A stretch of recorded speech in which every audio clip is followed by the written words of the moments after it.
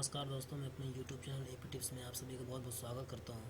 दोस्तों, इसके पिछले बार वीडियो में मैंने लोगों को करेंसी और क्रिप्टो करेंसी और डिफरेंस के बारे में बताया था और आज मैं बात करूंगा क्रिप्टो करेंसी क्या होती है और कैसे बनती है। तो अगर इसके बारे में आप लोग जानना चाहते हो तो मेरे वीडियो के साथ अंत तक बने रहिए।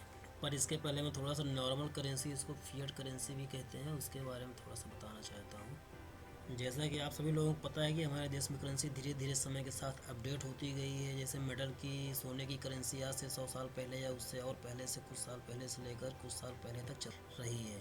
फिर वो अपडेट होकर दूसरे मेटल फॉर्म में आई, जैसे कॉइन के फॉर्म में आई थी, अपडेट होकर कागज़ के रूप में आई, अपडेट होकर फिर दूसरे फॉर्म में, डिजिटल फॉर्म में चलने लगी है या कि काम करने लगी है।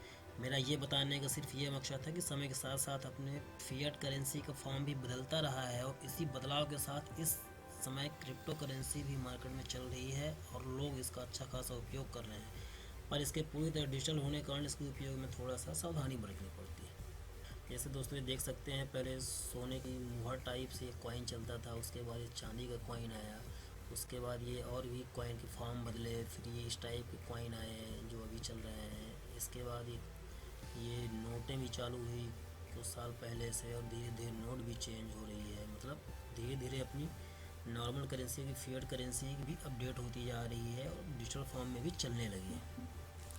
तो दोस्तों अब आगे चलते हैं, क्रिप्टो करेंसी क्या होती है और कैसे काम करती है। तो क्रिप्टो करेंसी कोडिंग डिकोडिंग करके क्रिप्टोग्राफी टेक्निक के जरिए इनक्रिप्ट फॉर्म में बनाई जाती है, जो पूरी तरह से ब्लॉकचेन टेक्नोलॉजी पे काम करती है। इसको बनाते समय इसके कुछ मेन पॉइंट इस तरह से होते हैं। जैसे इसमें एक एल्गोरिदम, ये इसका मेन पॉइंट होता है। मतलब इस क्रिप्टो करेंसी को बनाने में कौन सी एल्गोरिदम का उपयोग किया जा रहा है।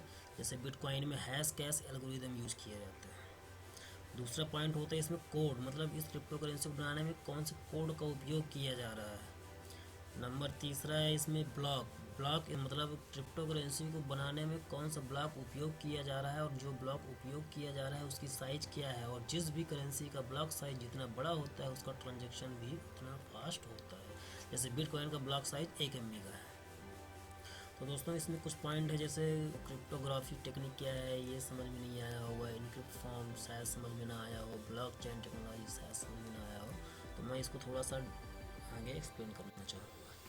क्रिप्टोग्राफी, क्रिप्टोग्राफी शब्द ग्रीक शब्द के क्रिप्टो से बना है, जिसका मतलब होता है हिडन सीक्रेट्स।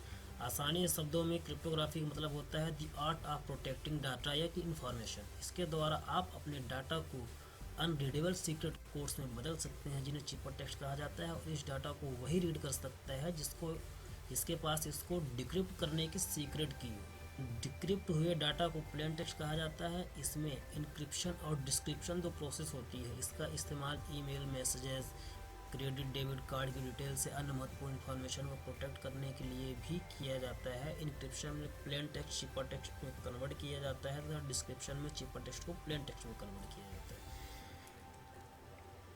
दोस्तों अब चलते हैं इंक्रिप्शन क्या होता है। जैसे इनक्रिप्ट जो यूज़ किया जाता है क्रिप्टो करेंसी में, क्रिप्टोग्राफी में इंक्रिप्शन एक ऐसी प्रक्रिया है जिसमें कि डाटा या इंफॉर्मेशन को अनरीडेबल सीक्रेट कोड में कन्वर्ट कर दिया जाता है, और इस कन्वर्टेड डाटा को चिपर टेक्स्ट कहा जाता है। इसको आसानी से समझा नहीं जा सकता है क्योंकि ये मशीनी भाषा में होता है। इसे सिर्फ वही व्यक्ति समझ सकता है जिसके पास इनक्रिप्ट हुए डाटा को डिक्रिप्ट करने की मौजूद हो, मतलब कि इसे वापस प्लेन टेक्स्ट में कन्वर्ट करने की हो।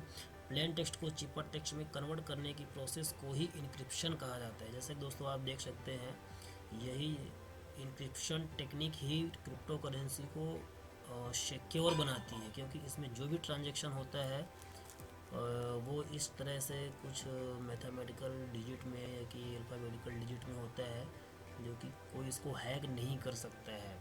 इसको केवल वही जो इसमें ब्लॉकचेन नेटवर्क में अवेलेबल होते हैं, जिनके पास इसकी की होती है डिस्क्रिप्शन करने की, वही इसको सॉल्व कर सकते हैं और वही इसको कन्वर्ट कर सकते हैं। तो मतलब ये जो भी ट्रांजैक्शन हम लोग करते हैं इस फॉर्म में जाता है और वो वहाँ पे उसके सेंडर के पास पहुँचते, रिसीवर के पास पहुँचते ही वो करेंसी में कन्वर्ट हो जाता है।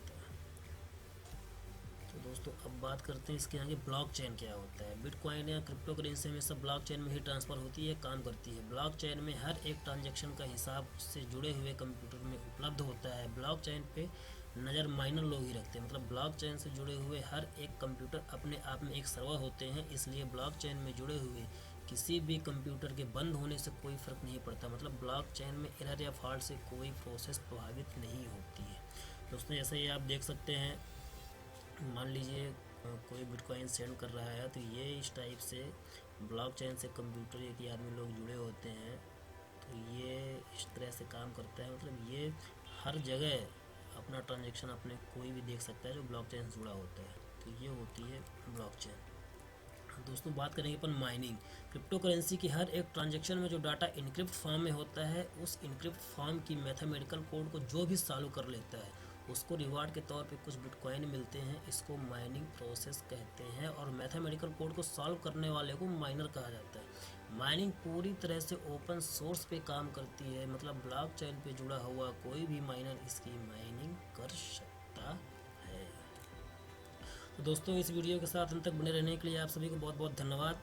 और दोस्तों मैं उम्मीद करता हूँ मेरे द्वारा दी गई इस वीडियो की सभी जानकारी आप सभी को ज़रूर पसंद आई होगी। तो प्लीज़ मेरे इस वीडियो को लाइक करें और अपने दोस्तों को भी ज़्यादा से ज़्यादा शेयर करें।